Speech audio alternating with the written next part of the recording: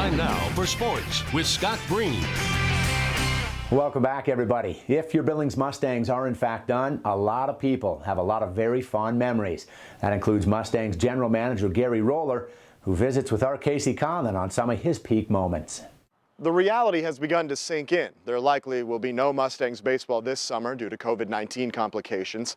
And the real question remains if there ever will be again due to a minor league contraction proposal that's still very much on the table. It's painful news for thousands of fans here in the Magic City, but it's devastating for GM Gary Roller, who has basically dedicated his entire life to this organization.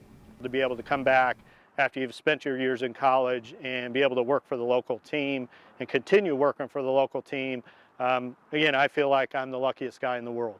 Born in Billings in the mid-60s, Roller has been watching Mustangs baseball for 50 years.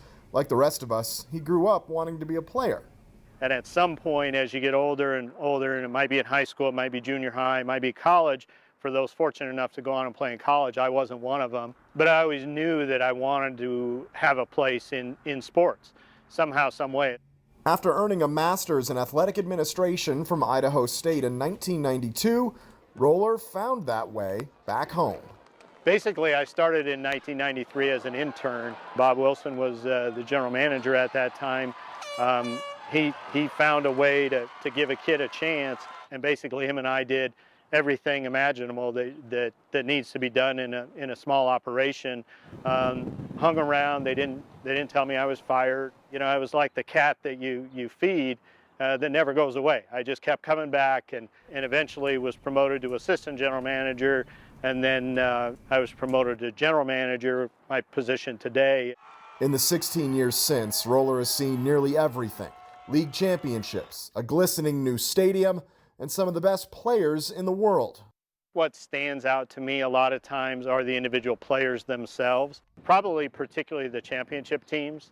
Those always hold a special place for everybody. You look at that 2003 team, and the fact that Jim Paddock was a pitcher on that team. He threw a no-hitter in the championship series, and we won in front of everybody in Cobb Field. That was a special, special moment. I'll never, ever forget that. He'll also never forget the summer of 2017, when Hunter Green mania took over. I've never seen anything like it. I've never seen the attention commanded by any one individual, whether it be a player, manager, coach, whoever it was. Just the throngs of people that followed him and wanted a piece of him and wanted to say hi to him and so forth and so on. I don't know that we'll ever see that again, honestly.